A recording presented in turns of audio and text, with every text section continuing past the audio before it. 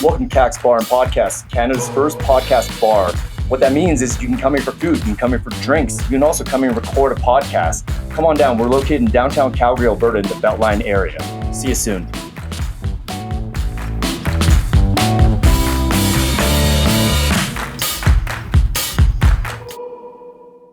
And we're rolling. I'm here today with Lexi Burt.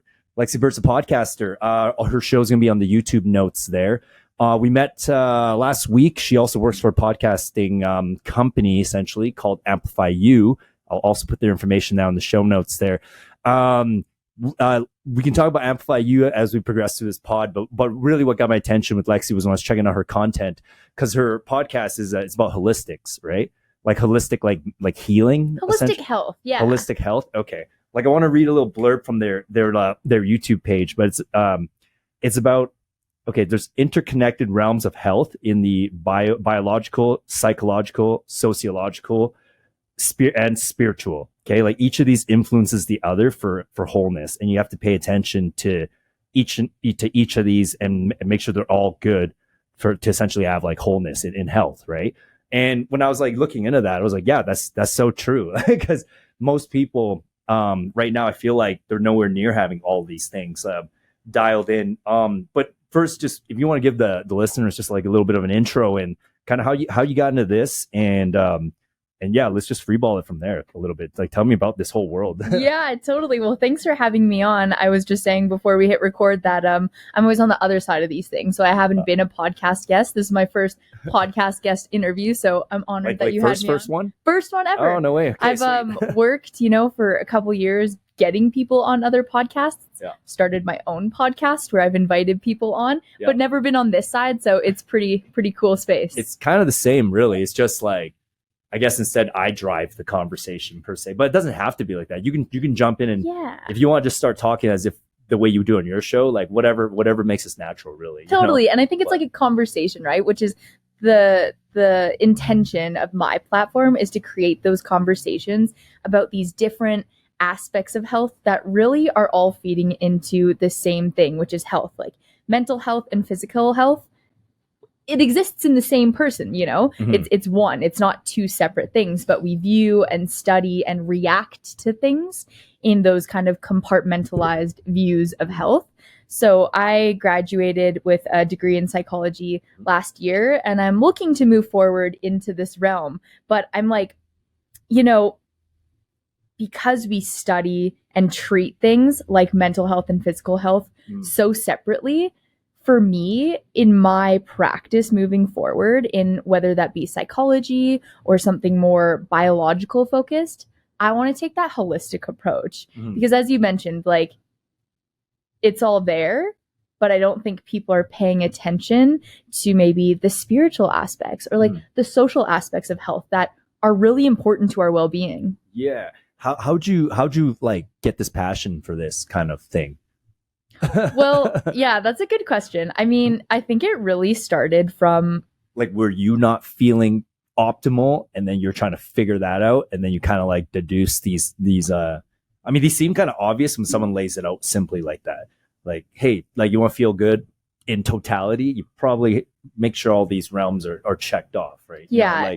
But yeah, I mean, yeah, let me walk me through it. And let me say first, like, I'm not the first person to be laying things out like this. If we think about, ancient tribes and also indigenous and aboriginal individuals using the medicine wheel, right? They focus on these different components of health. So like, I'm not here to hijack this platform and be like, this is something new. It's been there for centuries, right?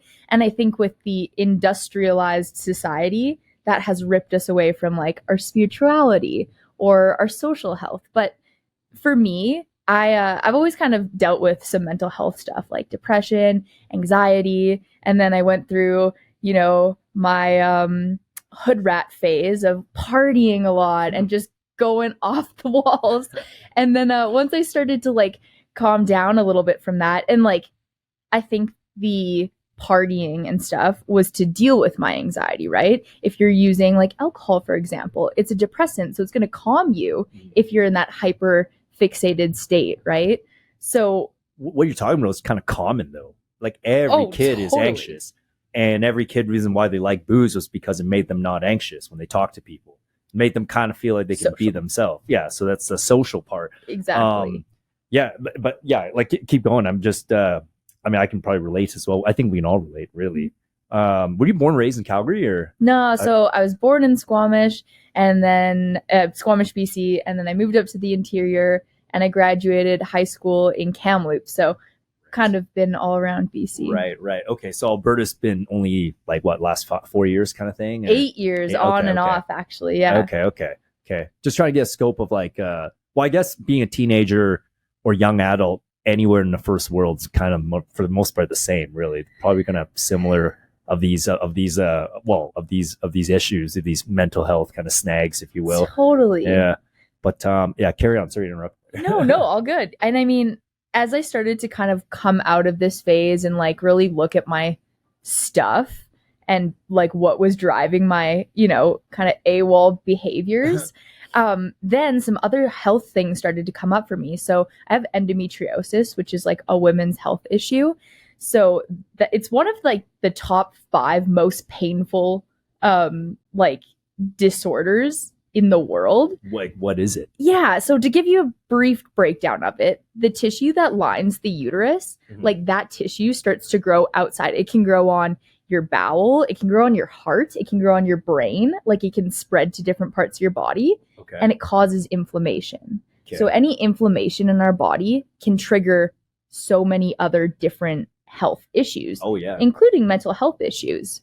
So as I started to, deal with that, get dragged through the medical system as a woman, which is a challenge, I started to see how like my physical health was impacting my mental health. Then I started to exercise. I started to get on like a really great diet, started weight training, which gave me confidence and energy too. And that stuff was bringing down my anxiety and depression. Oh, yeah. Naturally, right? Sorry, the condition you had is just natural? Like just like a certain amount of people just have it like naturally? Yeah, 1 in 10 women actually have it. Okay. And it takes about an average 10 years for a diagnosis. Because they can't tell what's actually wrong or whatever. Okay. The only way to diagnose it properly is through surgery, which is obviously invasive. But super painful. A lot of women deal with that. Yeah. The like how would they even surgically, they would have to like, because you said it could spread all around, right? So like this would be, I mean, like, yeah, I'm maybe my imagination is just way off right now. It just sounds like this would be like quite the lengthy like process. Absolutely. Or something like that. Yeah. But keep going. So you had a constant inflammation issue with your body, and yeah, like that'll for sure affect mood and stuff like that. I mean, it's kind of like waking up sometimes. If you're eating a bunch of stuff that causes inflammation, like you don't feel good. Yeah. Even when you try to think happy thoughts, like you physically don't feel good. But so you're saying right now you kind of you basically were able to at least diagnose, okay, this is the physical realm thing that's in my control that I can kind of like fix up. Yeah, it wasn't even like clear like that when I was going through it. It was just like, how do I actually get through the day and not feel so crappy all the time? And once I started doing these things like exercising more consistently, weight training specifically, like resistance training, changed my life completely. So once I started to get my physical health under control a little bit, and I was still dealing with some, like mental health stuff like anxiety or depression, then I could start to like connect that relationship of like what I was doing physically was impacting my mental health or, vice versa. So it really wasn't as clear cut when I first started going through it. But then I also was going through my bachelor's degree in psychology at the time. So that just opened the world of the connected relationship between the mental and the physical to me. And yeah, from there I just started doing a deep dive. Okay. And obviously so you self-diagnosed kind of, and then you started trial and erroring, and you basically like how did this kind of like connect now to the spiritual and the sociological, like because it sounds like you were on a like under construction journey of fixing yourself by yourself kind of. Totally. And I think just one thing I'll add in that point too is like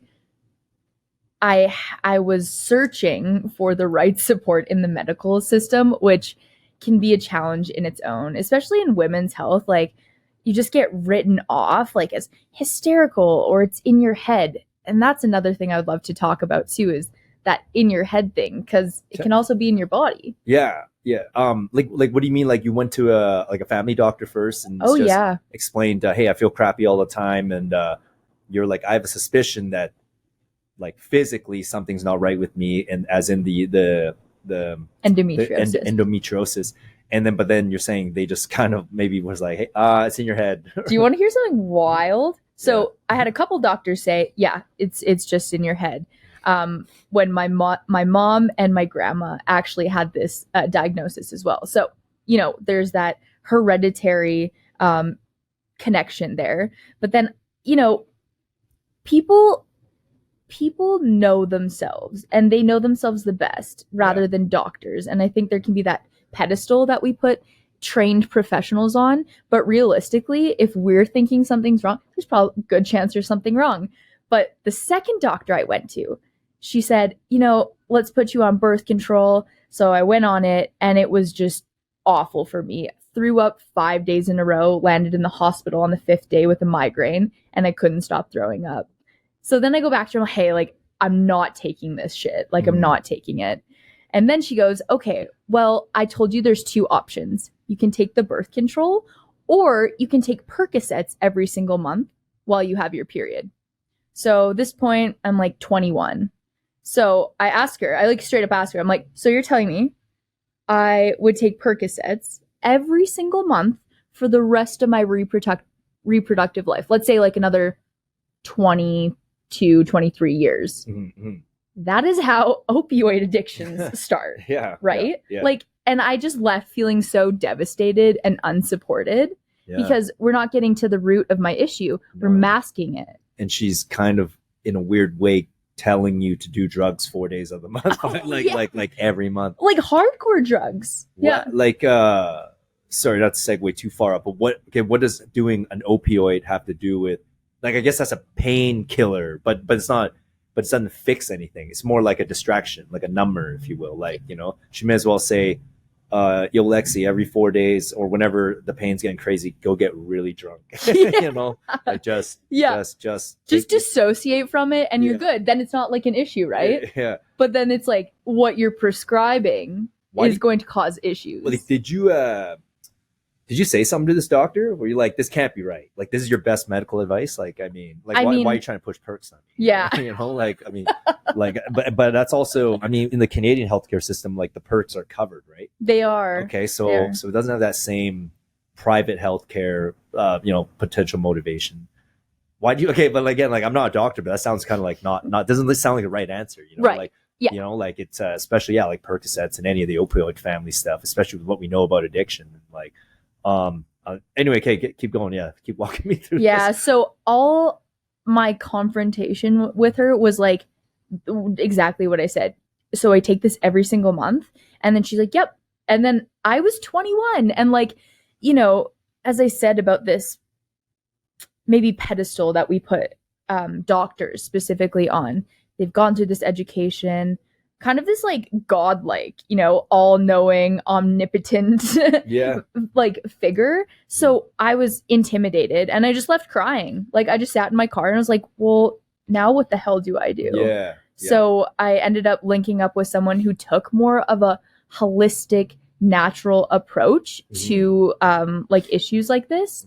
And she turned my life around. Shout out to Maria Bezecki. She's a local Calgarian. She actually supports a lot of couples getting pregnant naturally.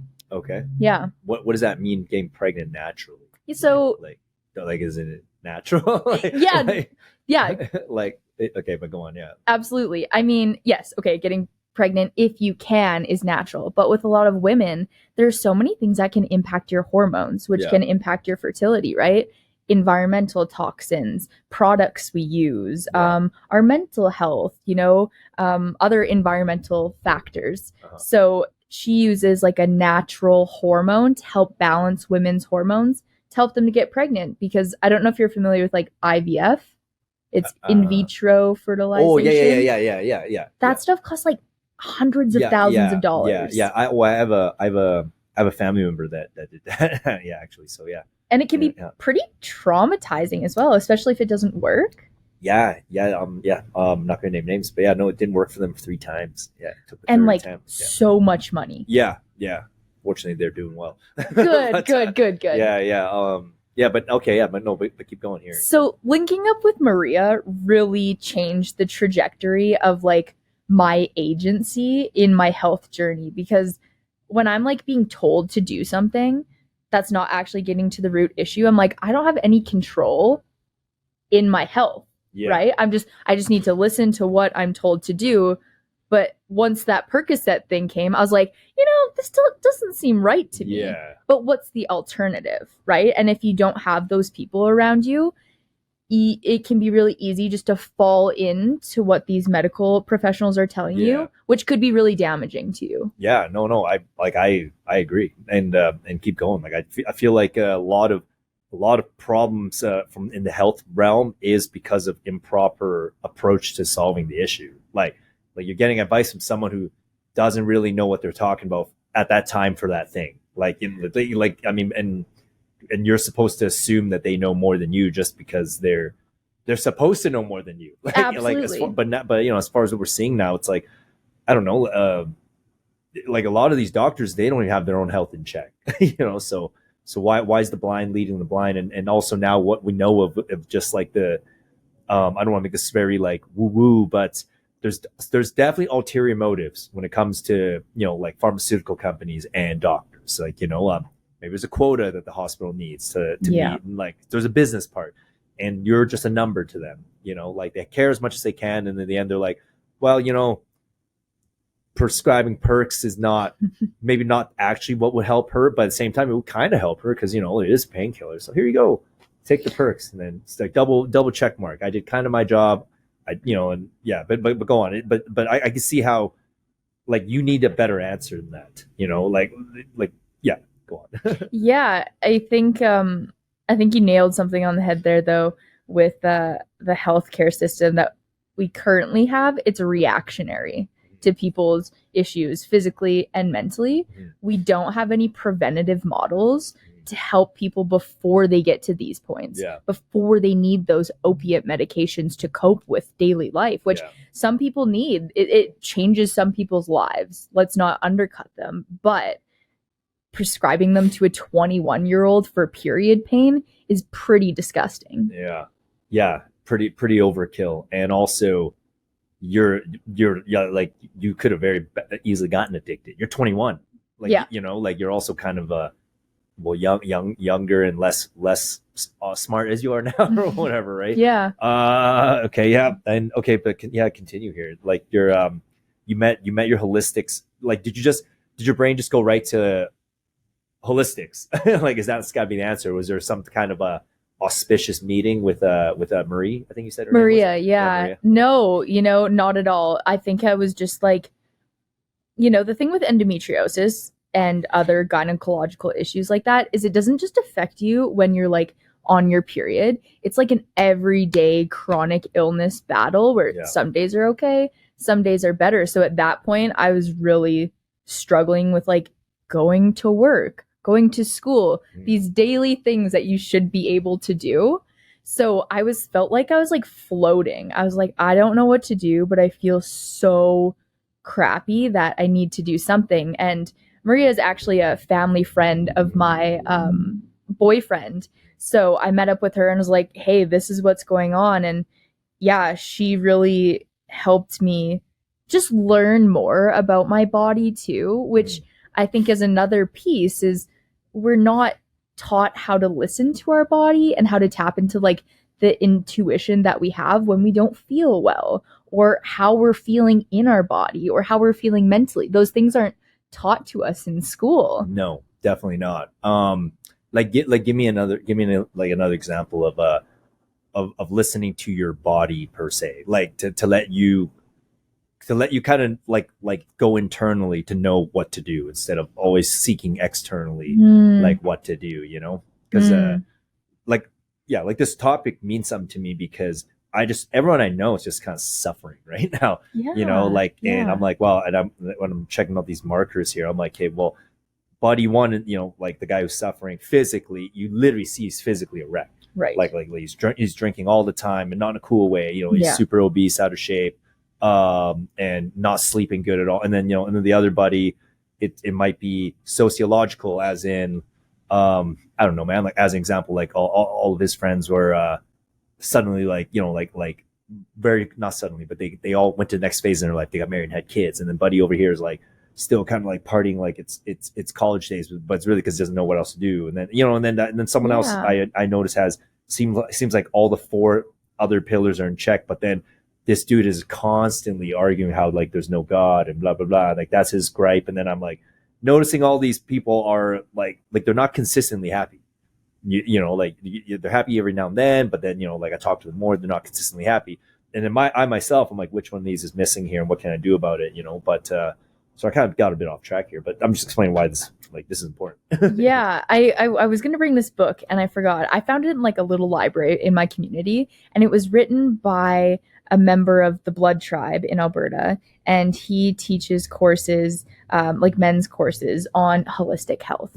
And in this book, he has you draw the medicine wheel. Are you familiar with the medicine wheel? No, I think I'm picturing something, but you may as well pretend like I've never heard of it. Yeah, so it's like a circle, and then it's broken up into 4 quadrants, and it really touches on all 4 of these different components. So this exercise he has you draw like a circle in the 1 quadrant. So if you're really close to the center, that means maybe you're depleted or you're not really fulfilled in like your physical health. And then if you're towards the outer, that means like you feel pretty good about that. So you are kind of drawing the circle on these 4 quadrants. But, maybe like for me, full transparency right now, I feel like my mental health, I have like a good grasp on, my physical health is good. And then like my social and spiritual are kind of smaller. So it was a really nice visual representation to see like how balanced are you in these things. And I think that's what's important too. There will be phases of your life where you're like, you need to work on your mental health, right? Maybe like that's a focus. But having those 4 things in balance, I think that's what brings, I think happiness is overrated, to be dead honest, but like contentment. When you say like, is it because you think happiness is a fickle emotion? Like it's not possible to have it all the time? Yeah, it's fleeting, right? Yeah. Like if we were always happy too, it wouldn't hold the same like value all the time. Yeah, I kind of get what you're saying, but I at the same time, I'll give you an example. Like I had a very happy childhood, like phenomenal, right perfect, on. like 10. Yeah, no, I really did. Like no trauma, no issues. Right till I was 10. Like all my, but at 10, I started to realize what the world really is. Like, yeah. But like, I guess I was sheltered, but I wasn't really sheltered because I don't know. I just had a good routine and very loving parents, very loving family, a very loving siblings, very good physical health. Like all these markers were there. But and the happiness thing, I remember I felt happy, like ecstatically happy all the time. Like I woke up, I was excited to get up. It wasn't like I want to ever sleep in. It was just like bouncing around in my bed, and then going out, playing sports, hanging on my brother, watching TV, whatever it was, right? But yeah, there's times I felt unhappy, but it was quick. It was like it was the emotion of a child. It would be like it's done, and then I can instantly look forward to something again, right? That's what I mean by I don't think the happiness is overrated, because it is possible, because I had it basically sustained for 10 years, in a way, right? But again, it was because all these factors were dialed in for a 10-year-old. And then it was afterwards the rude awakening of reality that kind of made these things inconsistent. And then I noticed, like, you're happy, and then when you're unhappy, you don't just bounce back and look forward to the next happy thing to do. The unhappy thing lingers now, because it's like it bleeds into other sections of your life now. And like that's when I'm like, hey, I don't think it's necessarily possible to go back to that level of happiness as a kid unless you have perfect everything set up perfect in your world and your scenario. And it's kind of a long-winded, kind of cryptic response what I said, but yeah, no, and I think you said something interesting there too about when you were a kid and you'd wake up and you'd be really excited, like never want to sleep in. Yeah. There's this term that the Japanese use. It's called ikigai. And basically it's your sense of purpose. Like, and I think that's what maybe a lot of adults, and especially in some of the mundane, redundant jobs that exist out there, like feeling like you have a purpose and are accounted on, you know, maybe that's not so strong for some people. I would say it's not strong for like 99% of people. Exactly. To be honest. Exactly. Okay. Yeah. But okay. But carry on here. You were sorry. We talked about happiness, and then kind of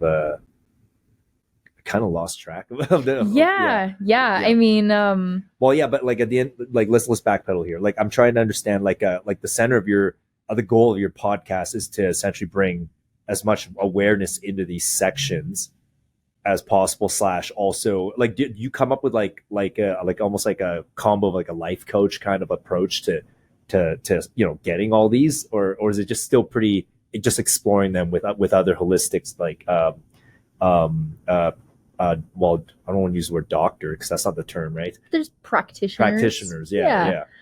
You know, the podcast has been so interesting because my intention for it, I think, is different than the way that it's being received, which is totally cool by me because I had a pretty selfish intention for this podcast. Oh, yeah? I was like certain when I graduated high school or university last year that I was going to jump straight into a counseling program. And that was a trajectory I wanted to follow. And I had a bit of a epiphany last spring that I was like, there's so many things that influence mental health that I don't know if counseling is a direct approach I want to take. I want to take more of like a holistic approach, but what is that? There's so many different things, right? So I started the podcast because I wanted to find out what is that middle intersection ground. So I've had on so many different people who can help inform that. And then on the viewing side of it is exactly what that blurb that you brought up too, the intersection. And if you don't look at all of these things and how they're connected, then it's really challenging to be balanced and fulfilled and a whole person. So I really want people to take away that everything you do is connected. Nothing is separate or distinct. If we think about our work lives, and I know people always say, well, I'm a different person at work than I am at home. Maybe that's true. You can code switch to fit in more with the people that you're working with. But it's still you. You're not just like dissociating for 8 whole hours from the person that you actually are and stepping away. Some people, like, I think is that term called borderline personality? Is that, or am I using that incorrectly? That's a mood disorder. Yeah. Okay. Yeah. Because some people they're absolutely like Dr. Jekyll, Mr. Hyde. Like when they go to work, it's like they're not the same guy. Like it's like their mentality changes. They're a bit more like psychotic. So, you know, like I had to cut some people out of my life because they were like that. Like they, you know, like this one old friend of mine, we're not friends anymore. Like I cut him out just because, you know, but like it's, as he started making a lot more money, holy, he has a different personality. And then, you know, he would do lousy things towards the end. Like, you know, that classic, asshole dude thing where, you know, he starts like pretending he has to stay late for work and really he's cheating on his wife now because he has more money but then when you see him with his kid, he's a great dad. So now I'm like, but like you're actually multi-personality now, and but I know there's no way he's happy, like or at peace. There's no way. Like, and if he is, then he's even more of a psycho. You know what I mean? Like that's a terrible person, you know, because it just means they you know, they do whatever mental gymnastics they have to do to try to like have it all, if you will, but they don't have a moral code, and depending on circumstance, then they'll for sure fuck you over. Yeah, you know, and yeah. So I think you were thinking of dissociative identity disorder. It used to be called multiple personality disorder. Okay, yeah. Now it's called dissociative identity disorder. It's super, super rare too. And then, you know, the piece about the, you know,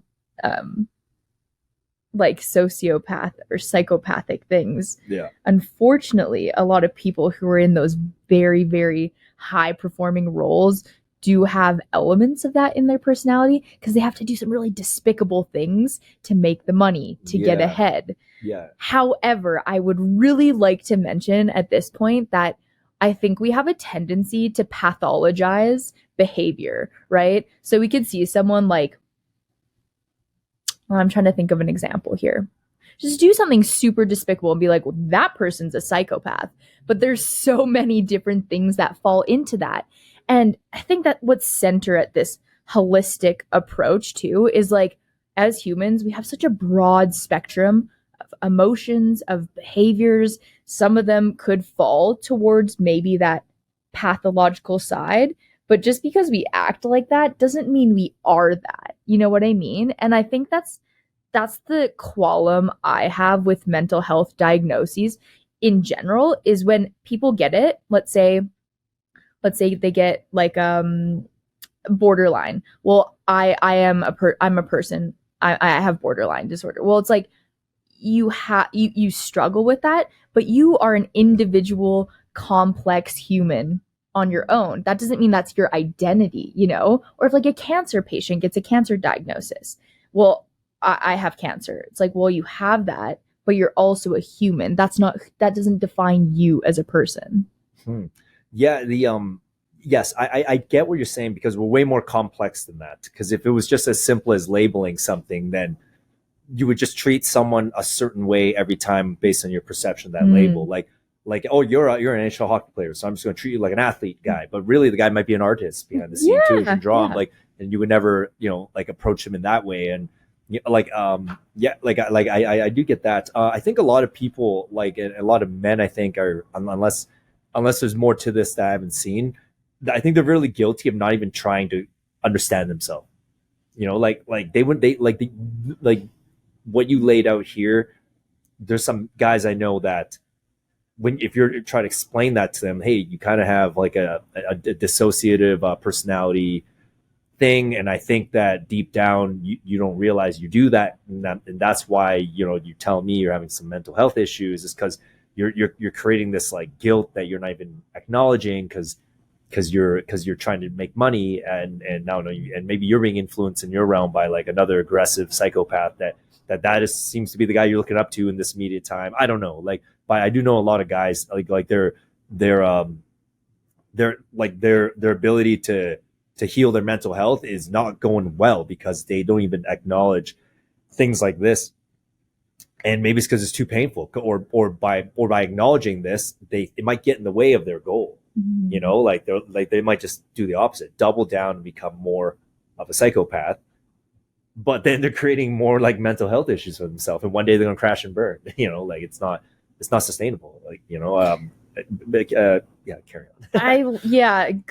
Good segue, because now we're into, I think, the social aspect of health, especially with men too. Obviously, I can only speak from my position, and I'm a self-identifying woman, so I don't know what it's like to be a man, especially in our society. But from what I know and what I see with the men in my life is there's a lot of expectation on men to show up and be a certain way and be masculine and be dominant. And that's cool. That's cool. If you want to be that, absolutely. And I think it's healthy, right? In some aspects.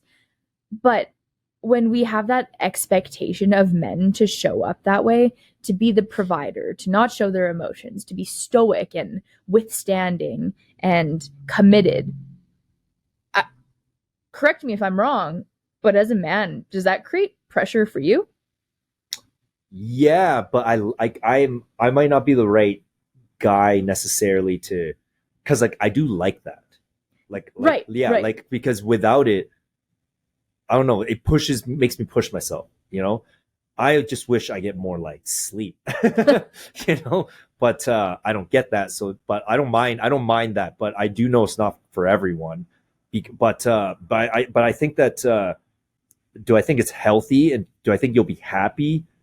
That's the hard one to answer, because I think the men are just so like overcome with duty to make money so they can support their families I'm not saying that the women don't make money either, because like even when the women are making more, say they're making just as much money or doing as much things to provide for the household, it's doing something to the natural family dynamic. Because it's like I'm not saying mom should not make more money than dad, but I'm saying dad can't be mom, but mom can be dad, if that makes sense. You know, like not for everyone, but for like, you know, like a mother's touch is a mother's touch. It's like you're not like, you need mom to be able to also like put in that solid momming, if you will, for the family. You know, it's not the same when dad does it, you know, like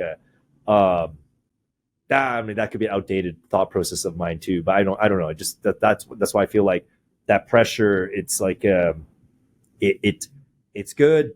I feel like the dudes, like it's not bad, but it might crush a man's ability to actually have proper mental health and feel whole, you know, because it is like you are sacrificing your ability to, like, you know, chill out and, like, you know, because like you have to be on all the time, because if you're not, like, the other competitive men they're like vultures. They're like, you know, they're circling around ready to take your positions in society, right?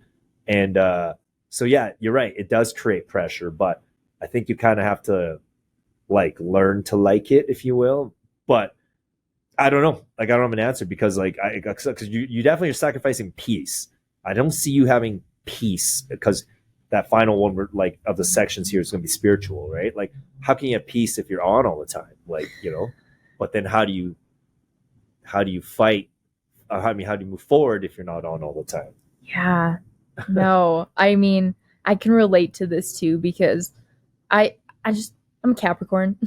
I like to grind. I like to work hard. I like to be on, and I like to be busy all the time. I like to be getting shit done. But it's really hard to slow down and tap into that time that you truly need to be on and to be your best. You need that sleep to actually be able to do the things that you need to do in the day. So I think it's about, you know, going back to that intuition piece that we were talking about, and being in touch with yourself and identifying like what you need in the moment. Sometimes you might need just to chill out for a minute, but you don't have that time, right? Like, that's a good example, especially in our society. But it's like, what can you do? What practice? Maybe it's like a mindfulness practice, right? That you can take before you go into a meeting. I'm going to take 5 purposeful breaths and connect with myself, give myself that space. And then I'm going to go into this meeting and just like be on. So I think it's like finding that flow for yourself through being connected, of like figuring out what you need to propel you to get to the next thing, but then also taking that time you need to recover for the next thing. Do you think well, I don't know, what do you think? Like, I think most people in society are like they're just all over the place right now. Like, it's like that, what you just mentioned there, that can work if they remember to do it. You know, like they might, you know, because you have to create a process for yourself. Otherwise, you're gonna forget to do these things because there's too much flying at you. You know, like it's like I don't know. I feel like we're like this is kind of like a doom and gloom kind of analysis, but like, I don't know, you just feel like things aren't like right. Yeah, like it's sunny out there today, and like that's nice. We should take advantage of taking some good breaths there, but man, it's just like the way the economy has gone, the way like the world conflicts are kind of like moving up. You know, like the just the crazy all of a sudden divide in political views, right? And it's like you just like just amount of homeless people downtown is like hyper gone up. It's like you know, something's not right, and I feel like I don't know, like I was I wasn't hoping that you had an answer to fix everything, but I was like, man, but if your pod centers around this, and you're talking about it more, you definitely are gonna have more like should have more suggestions than well, me. Anyway. No pressure. yeah, exactly. Yeah. But I don't know. Like, do you think things are kind of a mess out there? Like, oh, dude, it's bleak as hell. I'm a new university graduate with student loan debt in this economy. Yeah. Oh man, yeah. Every day I'm like, what the hell is going on? Yeah. Totally. Don't get me wrong. Bleak. But you said something there. I feel like something's not right. Yeah. Right. So you're already taking that time. Like you cognitively know. Yeah. shit's messed up, Yeah. but you're feeling like it's messed up, and other people are feeling that too. Yeah. So just to go back a bit about the practice, and if you remember to do these things, I think it's on my mind because I interviewed someone yesterday who's a mindfulness coach, local too. She's a school teacher, and she's done all this mindfulness training to bring it into the classroom. And what grade? She teaches grade 2. Oh, so okay. I'm not laughing at. I'm like, that's cute. Like, yeah, she's teaching mindfulness to 8-year-olds. Like, she told me awesome. that she has some parents connect with her after and be like, hey, my kids are bringing these skills home. They just got really upset and they just went to their bedroom and did like their little practice. That's awesome. So cool, right? So I was like, okay, Julie, mindfulness, great, awesome, so many benefits, but like, what's the real life applicability of these things? We've got shit to do. Yeah. We're busy. I can't sit down to meditate for 20, 30, 40 minutes every single day. Like, I can't shut my brain off like that. Yeah. But the thing with mindfulness is like, it's not about meditation. That's part of it, sure. But when we tap into how we're feeling, how our breath is, am I breathing fast? Is it deep or is it shallow? Where is my mind at? Do I have lots of racing thoughts today? How do my hands feel? Am I holding tension somewhere in my hands? Is it in my shoulders? So when we bring it back to the body, and that's super accessible thing, right? Like just taking some breaths, or instead of waking up and going on your phone and scrolling for 30 minutes, stretching, breathing, going outside, getting sun. Yeah, that's like you and I are on the same wavelength on I lift weights a lot. Like my thing. Shout out Daniela Joy, by the way. She was one of the fitness YouTubers I just had on recently. Like she kind of got me motivated to get back into it hard because like my old rhythm was 7 hours a week. The average is 1 hour a day. Should be doing a circuit training of some kind of weights, right? And because like I know if I get that in, especially in the morning, it absolutely physically calms down all my anxiety for the rest of the day. Same. But I can't always get it in the morning because like sometimes I close the bar and I get home at 4 a.m. and then I have to open the bar and you open the bar at 10 a.m. Like it's kind of like those are the moments that kind of suck that there's no way I can get a proper workout. And so that workout will have to wait till either nighttime or you miss it sometimes, or you only squeeze in like a really crappy 20-minute one in, like in between. I don't know what it is, but I do know for me, like circuit training with weights, specifically a circuit style, that means fit as many sets you can, like within that condensed time, and lift as heavy as you can. Yeah, like that totally stabilizes a lot of this anxious energy, and physically it does. It releases endorphins. Your brain thinks more clearly because you have blood flow up there. And I know most people in society don't do that. Yeah. So like that's one major. Like, man, like everyone, if you can just kind of fit that in. But the people telling me this right now, they're all parents too, being like, easy for you, you don't have kids, blah, blah. And I'm sitting there like, true. But everyone I look up to who's like my heroes, they have more kids than you and they fit this in. So I don't know. I feel like it's a choice, but it's hard. Don't get me wrong. It's like, it gets easier as you get more in shape. But if you're like super out of shape, yeah, it's definitely like stupid hard. No, man. And it's like choosing your hard. You could choose. Life is hard. Life is hard all around. So choose what is hard for you. And my mentality, I'm a morning workout person too, because I'm like, my mentality is like, if this is the hardest thing I have to do today, like lifting this 200-pound barbell, everything in the day is going to be a lot easier. Yeah. Like that's pretty good. That's true. Yeah. But on that point too, like resistance training has so many benefits, especially for women too, especially over time. People in general, it's fantastic. However, it's not the only thing that you can do to receive the benefits of exercise and activity. Even just getting outside for a walk, if that's like all you can do to start, the impact that's going to have on you and your kids too, because you're going to be in a more regulated state to be responsive to your kids, is so beneficial. Yeah. In the past, everyone moved naturally way more anyway. So I mean, mental health, like if it hasn't been basically concluded that physical health affects mental health, like I don't know who these doctors are because it's very noticeable, like night and day. I'm 38, so I'm way older. Like it's like I'm in the 90s.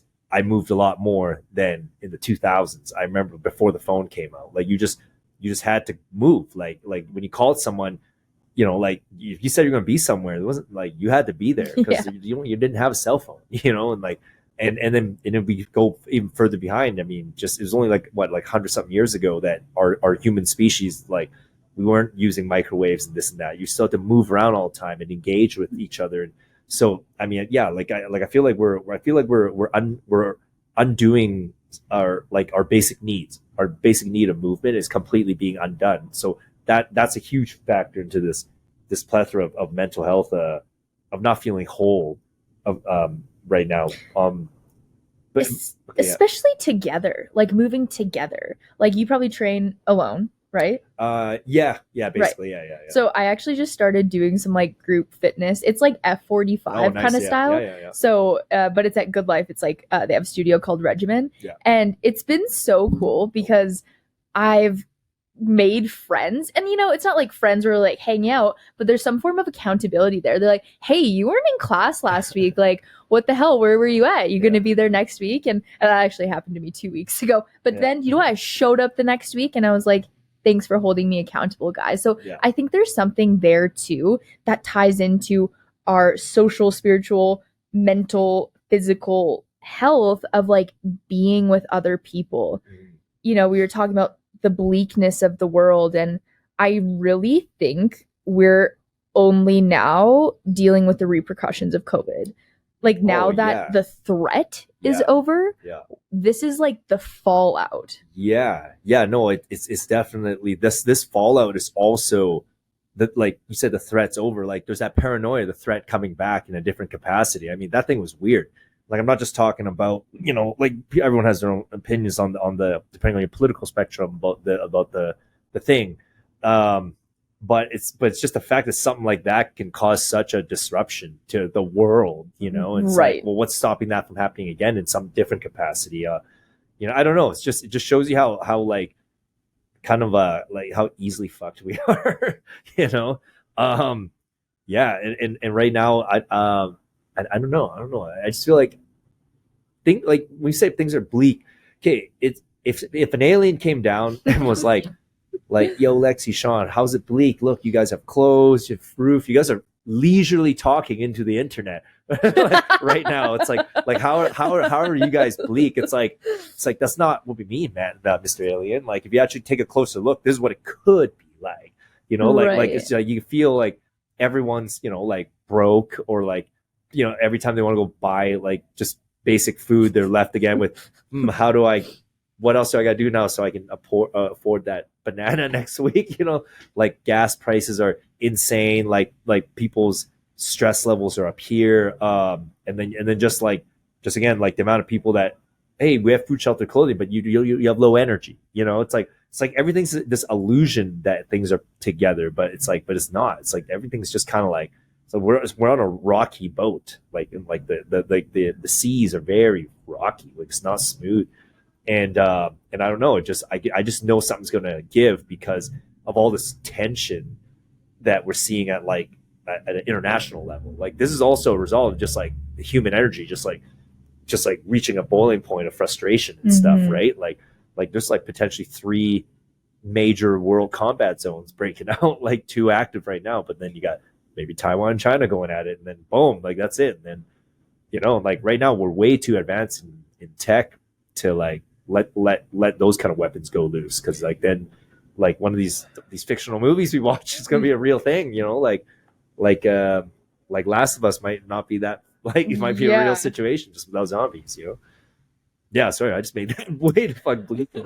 Well, no, but again, like we all know this and we're all feeling this, and this is why I'm like super low key, kind of excited, because I am seeing that there's a shift in people, right? I see the shift of people like rethinking their corporate careers that they've gone to university for and like sold their souls for. And you know what? Some people love it and it works out great for them, and I commend them. And other people are being like, holy shit, I actually don't want to spend 60 hours of my life doing this to get nothing in return, never seeing my family and barely making ends meet. Like, something has to give. And I think that's kind of the collective conscious right now, is like, how do I make out alive in some context right now and have some sort of purpose in my life? Do you know what I mean? Yeah, well, you gotta do what you love. I was one of those office people. Like, I was in an oil and gas company for 6 years, like had an office job, thought in on paper, because my family like did that, and they allowed my dad to, from an immigrant to, support all of us. And but because he was an immigrant, he had it so hard. He was so grateful of that job, But yeah, totally. But I was born and raised here, so I didn't have to go through those kind of hardships. So to me, that job is it's not. I don't know. Like, for me, I'm in a position to go for better. So why would I stay at that? Like, I'm doing what I love now. Literally being an entrepreneur and like podcasting, and but it's not, obviously I'm not at the level that of success yet that I'll have more time, more free time, right? But the end game would be that. But I don't know. But right now, it's like I do feel like we're very far from a lot of natural ways of doing things that would be. Oh man, excuse me. Oh geez, cut that out.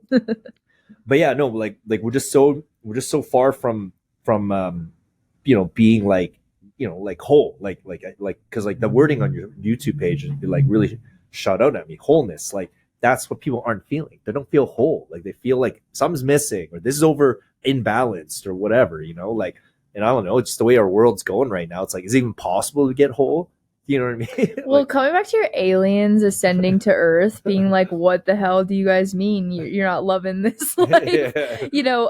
There's this famous psychologist named Abraham Maslow, and he came up with this hierarchy of needs. I'm sure your listeners will be familiar somewhat with it. And the basic one, it goes from your basic needs up to the top, which he believed the goal for humans was self-actualization. So full realization of our potential and ability to achieve the things that we want. But the basic, it's like physical and emotional needs need to be met. And then the next is love and belongingness. And if we think about those things, okay, maybe some of us have our physical needs met. We have clothes, we have food, we have shelter, we have access to clean water. Like, that's pretty good. But how many of us even have our emotional needs met? How many of us have strong relationships that we feel like we're supported and truly loved for who we are? Rare. Again, I would say 90% don't have that. Right. I really think that. And then if we think of the next level, which is love and belongingness, how many of us in the city where there's 1.2 million people who live here feel like we're truly connected to our community? I would say pretty low. Low as well, yeah. I would say low as well. So if we look at it from the superficial lens of the materialistic, the having, the attaining for things, but we don't have these like really basic foundational needs met, well, it doesn't matter how much stuff you have. Yeah. Yeah. And but these foundations, like, I don't, like, how do we make, how is it, like, how can we get more people to have these things without a total, complete cultural, societal overhaul? As in, like time out, like, destroy all the buildings and monies. Like, let's go back into the forest for a second and kumbaya it up. And like there's some truth to that. Like it. I don't know. Like, remember, I don't know what your gym class experiences were like as a kid, but I remember like gym class was always fun when you played some sports, and like, well, for me anyway, and it's like, all of a sudden you're with the team, you're working together, you have an objective, and now you have more respect for one another, like, after the whole thing. And then, and especially going outside and playing like soccer or something. Kick the can. Yeah, just doing like something as a group to not always just like individual, but at the same time, I don't know, man. Like, it just seems like this is the natural progression of things, because like this is how people thought would get the world to the next like level. Like, it always starts with some kind of innovation that shifts everything, right? and that now we're here, but everyone's just kind of like, no, again, not everyone, but like it's just something's completely off, and everyone can feel it, and like, but a lot of people don't have the emotional, they're not the emotional level to be able to make changes. So then they make more wrong moves, and the next thing you know, it's culminating now, and like literally like there's a lot of negativity. Yeah. And it's like, I don't know, man. It's like and like holistics essentially like okay, let's take me back real quick. Like holistics, like what's the definition of holistic again? Oh my gosh, you put me on the spot. Yeah. Holistic. Well, I think it's just like a whole approach where everything is considered and connected. There's like a meta level perspective of whatever we're looking at. So if we're looking at humans, right, what is everything that culminates to produce the human experience? That's a lot of different things. Another word that's used in like the literature and practice is integrative. So all of these different pieces coming together, integrating to have an experience. So does that answer your question? It is sending me in a more like yes, it doesn't fully answer, but it's getting me in the right what do we call it, trying to have an understanding of this, like, but right now with the holistics, like, are we talking about developing a like regimented lifestyle, you know what I mean, they'll make you hit all these markers? Is that like a suggestive or like what, you know, like, I mean, like how does a holistic approach like how does it solve mental health issues if you can't hit all these 5 markers, right? You know, like, I love that you said like a regimented lifestyle, because I'm so like that. I'm like, oh, I'm freaking meditate today. I just drank 4 liters of water today, hit all my macros, went to the gym, did some reading, and I did it. But you know what? I still feel like shit. Okay, what's going on? So that's been my approach for like the last few years. And I've had this like realization that everything doesn't need to be work. Yeah. Some things can just flow and play, and you might not hit everything perfect, but do you know what? Good enough is actually good enough. And let's take a moment for my overachievers here. Good enough is good enough. Like, it's fine. And I'm saying that, reinforcing it for myself, because I'm always like striving, better, pushing. But that doesn't always make you feel better, you know? So back to your question about how does this all address mental health? I don't get paid enough to answer that question. That's above my pay grade. I have no idea. Yeah. But the thing is, through talking with people and building relationships and having conversations like this, I think that's at the center of it. Yeah. There's something there. I haven't yet put my finger on it. But that's really the intention of my podcast, is like, what is at the middle of our financial health, energy, mental health, physical exercise, you know, mindfulness training? What is at the middle of all of that that can help us be whole, happy humans? Yeah. The like if the objective is to feel whole, like to feel happy. Have you ever heard of how to explain what this is? It's like, have you heard of Mooji? Mooji? No. Yeah, not named. Okay, so he's a YouTube. He's basically a Jamaican Buddha.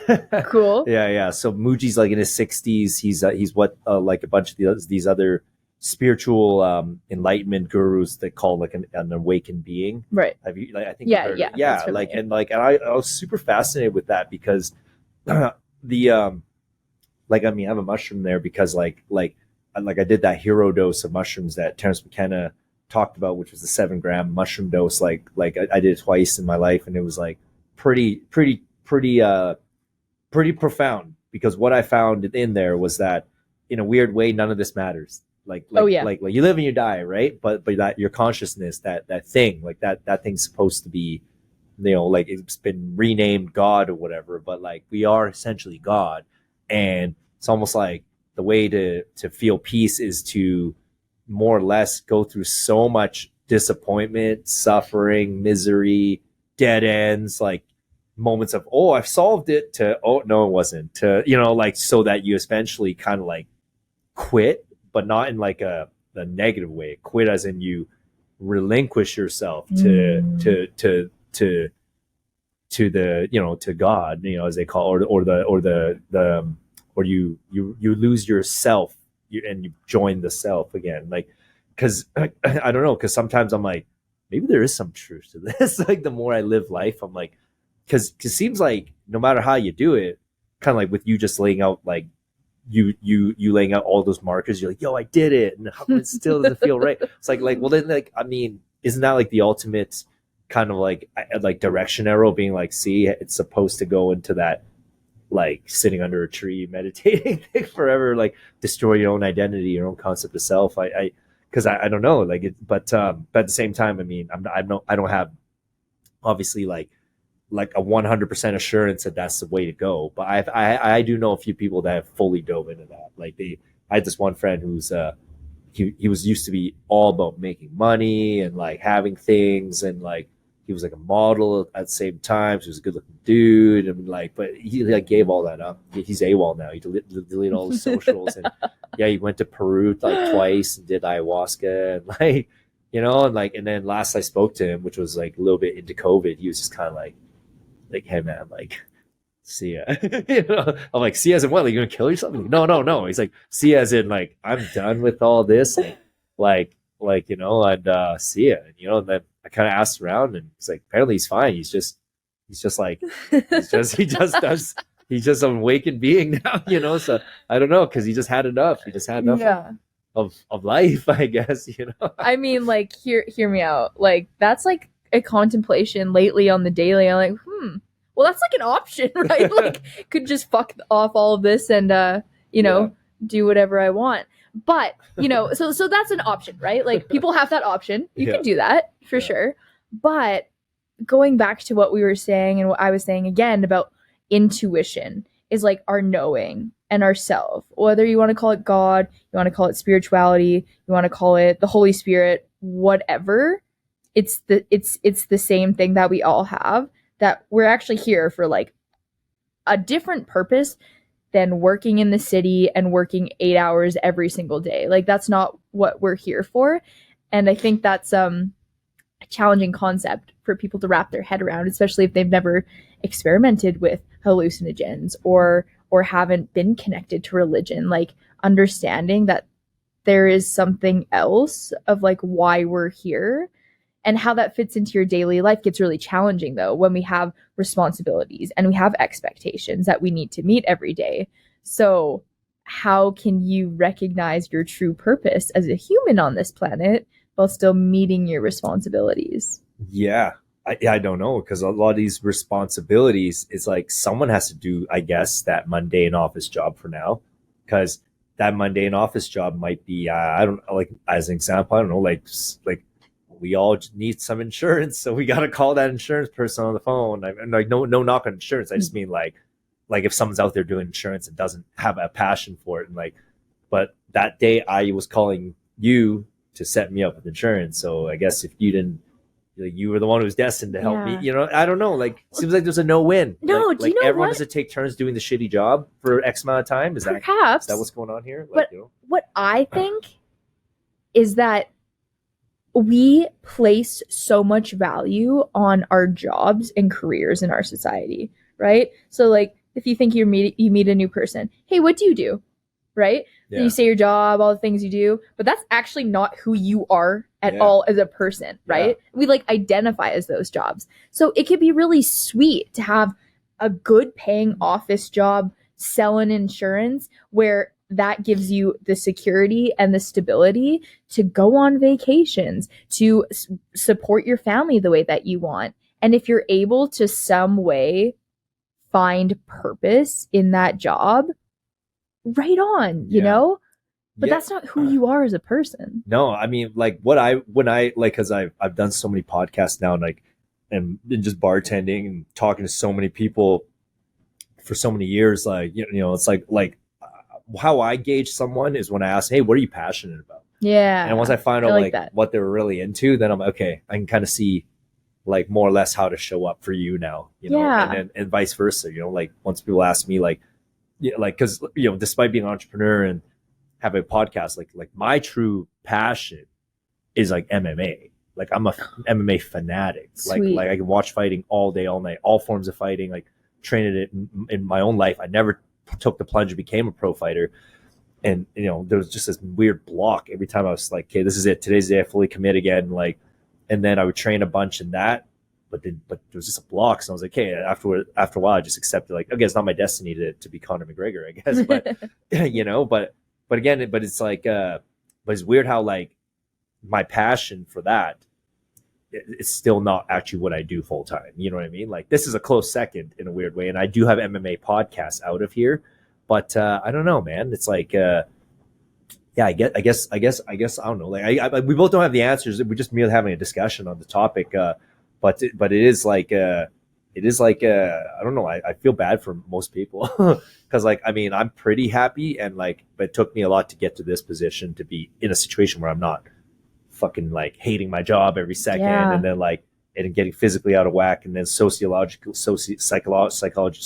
out of whack, sociologically out of whack, and then spiritually I'm like have no spirituality, and I don't know, man. Like I that's why I feel like I don't know, sometimes sounds real doomy, gloomy again, but I'm like, we can have a kind of a good reset. I think now's the time, as in like a meteor hit us, because I think we steered off course.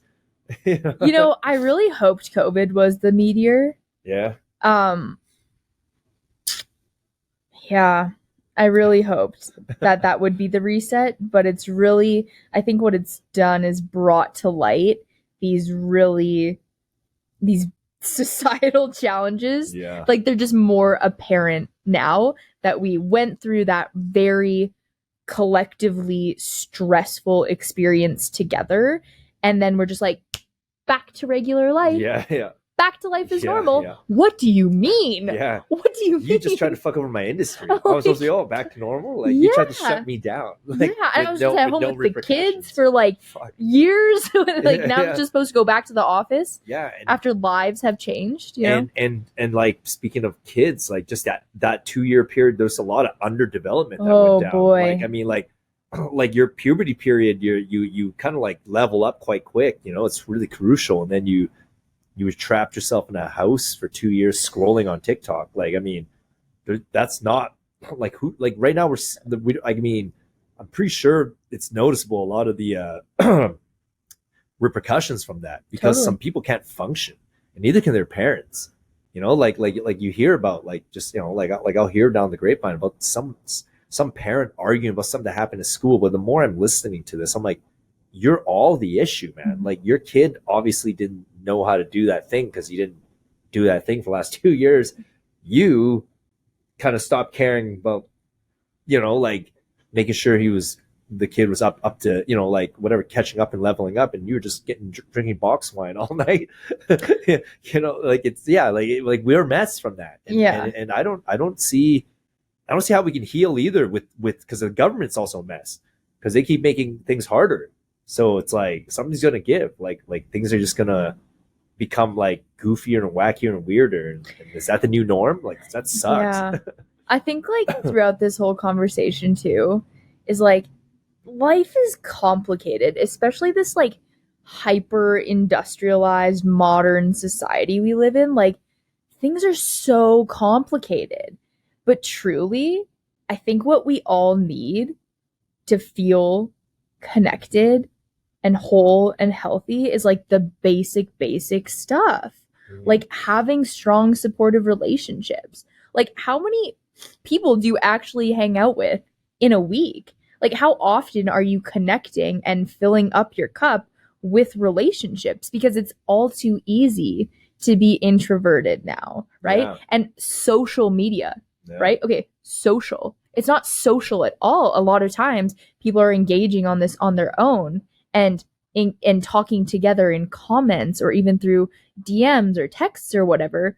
We don't get the same energy and fulfillment. Well, I talked about this, like the podcast, like you do yours online right now, and I bet you if you sat in the room like this with your guests, like it'd be, like straight up, it'd be even better. It'd be even better. Like you can gauge that feeling, right?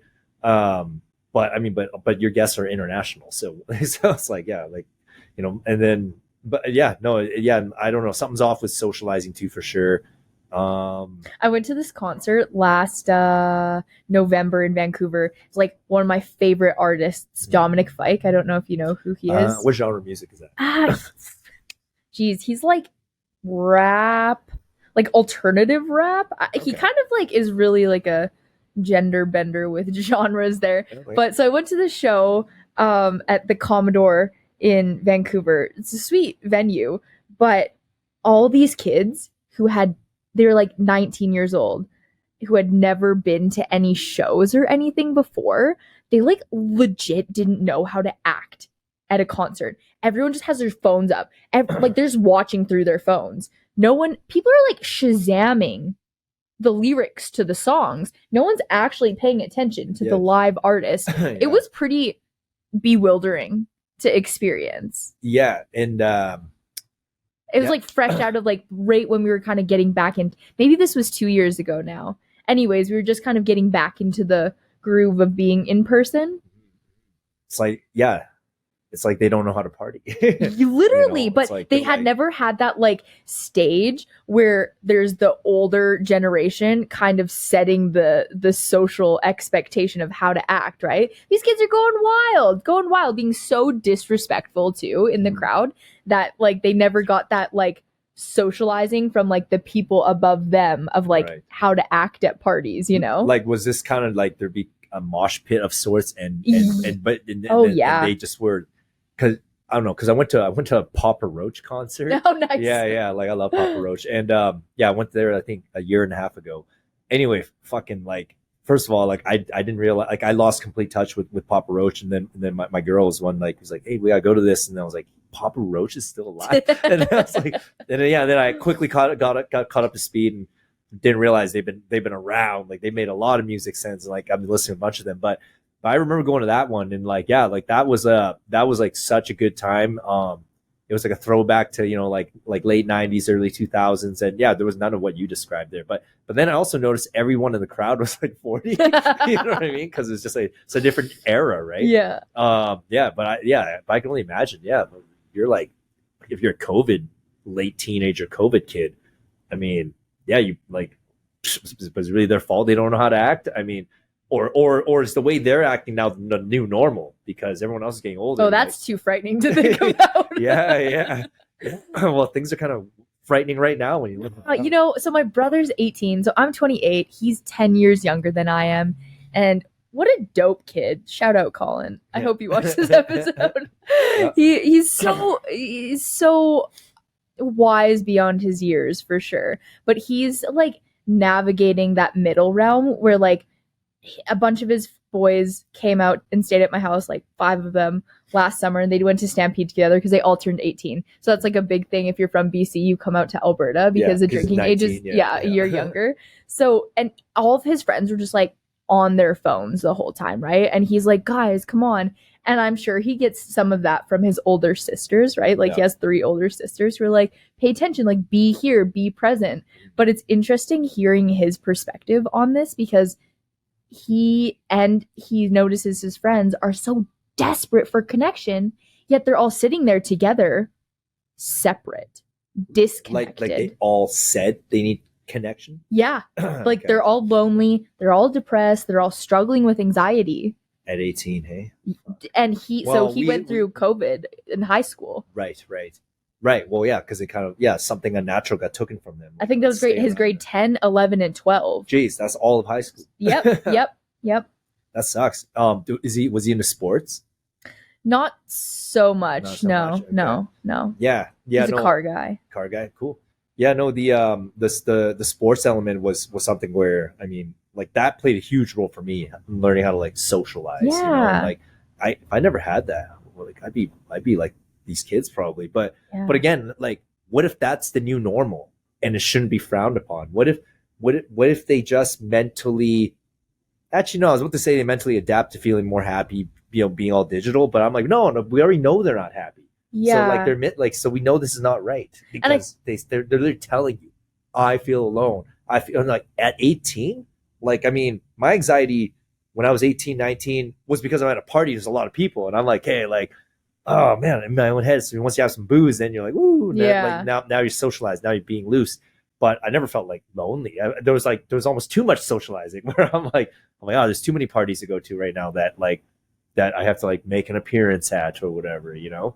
But okay, yeah, like and right now, this new generation, this new flock of like kids coming up, like your brother's age or younger, or in that little range, like they're probably having it pretty tough. Then I would imagine, you know, like it's probably not looking good.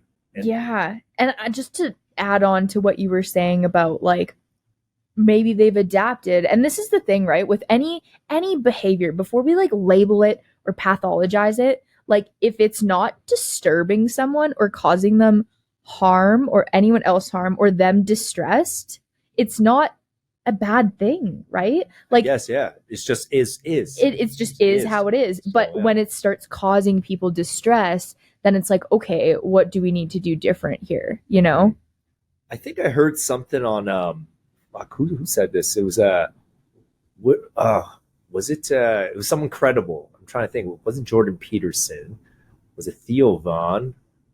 Okay, well, it was on a podcast with another credible someone in the social world, like it was like a psychologist or an interviewer. But he was explaining how there's some poll that was taken. Again, I can't verify this. I only heard through secondhand, but there's a whole bunch of kids and there's a whole bunch of girls, especially I think it was high school girls. They all were saying like, okay, like you guys all have phones now, and because you all need to be on TikTok, right? Because if you're not on TikTok, you're kind of left out. And then and so they all have TikToks. They're all working, like you doing so much shit with it. But then finally they asked these same group of girls, I think it was like, how would you guys feel if we took away TikTok? And then they're all looking at each other. They're like, well, if only one of us got taken away, then that would suck for that one person. But if you took away from all of us, I think that'd be awesome. Like, so it's like, so they actually don't want as much of this social media, like pressure either, you know? Cause I mean, I can only imagine the lack of, like, you're even further losing out on all 5 of these scopes here. Physically, you're moving less. Psychologically, you're just over comparing now, and your ego is just like in like, you know, your self-esteem's just completely feel inadequate all the time. Socially, you're not socializing in person. And spiritually, you're definitely not connecting with anything. So actually, it's a total fucking 4-point killer. Yeah. Yeah. Like, so, yeah, we might need to actually like overhaul culture and be like, guys, like fucking this needs to have a control, you know? And it's weird coming from me because, you know, you and I both are podcasters. Yeah. So we need people to like use this. So I don't know. So what a conundrum. Like, fuck. The research I've read, like, I think it was 2 years ago now, because I was still in school, and it was when there was all of this data coming out from like Meta about the studies that they've done on specifically like adolescent girls' mental health, and how Instagram and TikTok are like increasing rates of suicidality, increasing rates of depression in like 12-year-olds and 15-year-olds. Jesus. So they know these things, but they were never saying these things. And then there was a whistleblower who came out and was like, we got the data here, they just don't want to show it. So she blew it all out into the media. And it just like, when you put it like that, you know, it's really scary. It's really, really, really scary what it's doing to young people's perceptions of themselves. But okay, so you're 28. Like you were, was Instagram in high school for you? Facebook was, right? Facebook was the big one, right? So it's funny because so, like you do have some experience with that though in your own way, right? Because totally. I mean,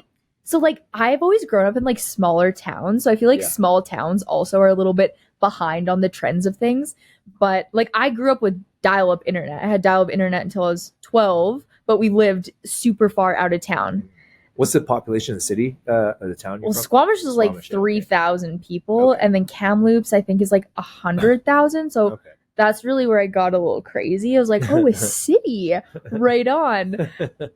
So Instagram was like around in high school, but it wasn't super popular. Right. Like people weren't using it that much. So I feel like I've really grown up with like nothing and like not having a phone, then having flip phones, dial-up internet, into like the space we are now. It's funny, like I re-downloaded Snapchat because that's how my brother communicates. Okay. And I don't use Snapchat Yeah, anymore. neither do I. Yeah. But and my partner was like, isn't it funny? We're in that in-between generation where like I'm downloading Snapchat to communicate with my brother. I'm on Facebook Messenger to talk to my grandma. I'm on Instagram to talk to my friends. Holy shit. Yeah, so like I'm right in that middle space. Here. Yeah. I feel the most awkward using TikTok. Like I'm hardcore no TikTok. Yeah. The research that I've read and just about the dopamine kicks that you get from it. 30-second hits all the time. Yeah. That is how addiction is bred. Oh yeah, no, and I know there's something there too, because like but TikTok, the one advantageous thing about it is you definitely get a lot of stuff that you can't see anywhere else. Like I literally the other day I was like the UFC fight was happening, it's a pay-per-view, and I mean allegedly this happened, and like I was like, fuck man, like I missed a pay-per-view. Just went on TikTok, like someone got the last round, someone got the last round of the fight, like right on there. It was only up for like 2 minutes. It got taken down, but at least I found it, I saw it.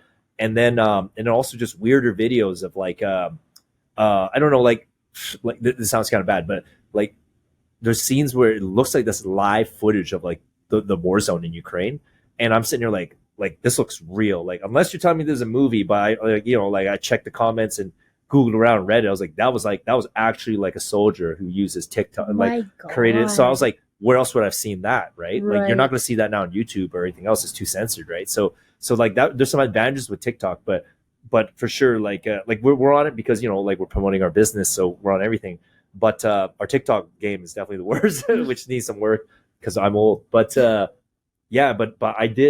do notice, like, I'm like, I got to control how I use this one. I got to put it down because there's some times like 2 hours can go by, 2 whole fucking hours. You're just like, and you're just at the end, you're like, what the fuck? Yeah. But at the same time, I mean, you got to use it to your advantage. But there's something like sinister about it too. I don't know how to explain it. It's insidious. Yeah. It's super insidious because you're like, this isn't that harmful. And then, like you said, the 2 hours go by and you're like scared. Yeah. Where did that time go? Yeah. Yeah. And you're like, you just feel a bit like, I don't know how to explain it. Just, I don't know. It's a weird one. I can't quite put my finger on it, but it's dark. It's dark energy coming from that platform. Although China apparently that made it, they don't use it like that. Yes. Yeah, like they actually utilize it in a efficient way to make sure everyone's productive. Apparently. Really? Yeah. Apparently. I thought it was like blocked.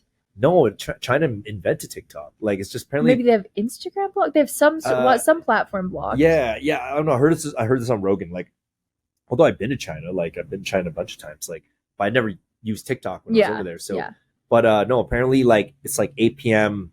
Like you can't access it, or something like, or is it after 8 p.m. only certain videos can come on, which is stuff like about like engineering, sports, like ships to the moon, like, you know what I mean? Like, yeah, like it's done for productivity. Like you're not gonna see sexualized TikTok videos on there. Like, like that's what I mean, okay, I'm gonna wind this down right now. Yeah. Like I was aiming for an hour. We almost went an hour and a half right now. Did we? Yeah. Oh my god. Yeah. No, Lexi. Thanks for jumping on the show. You're moving to Vancouver, so glad I caught you before you dipped out of Calgary here. Check out Lexi's podcast. It's gonna be in the show notes there, like centered around like holistics and wholeness and health of that nature. I mean, I wanted to dive more into this, but at the same time, I just started to realize there's like a lot to cover here. There sure is. Yeah, there sure is. Yeah. So I mean, if anything, this was just kind of like in a weird way, just us like summarizing what's gone wrong, really. But we like not necessarily have answers. I guess that's the one part that kind of wish we had some more to give the people to take away, but and myself too. Yeah. But I don't know. But we're not superheroes, so Sure aren't. And Rome wasn't built in a day. I think really the key takeaway that I would love people to get is like, all this doesn't have to be complicated. It can be simple. Like, go outside, put your phone down, drink some water, call your friends, call your mom, just like do the basic things that are gonna bring you the most return. Yep. And if you're feeling mentally low, like recall Lexi's story at the beginning, like check your body out, go to the right doctors, because like each doctors, some of them like are they prescribing you perks just for no reason? Like, I mean, that's probably not the right doctor. And then from there, you know, like take care of your body because that does affect the mind. And I think we both agree, strength training is like, it's like I noticed does a lot of wonders. Okay, perfect. Well, have a good one, everyone. Take care. Bye.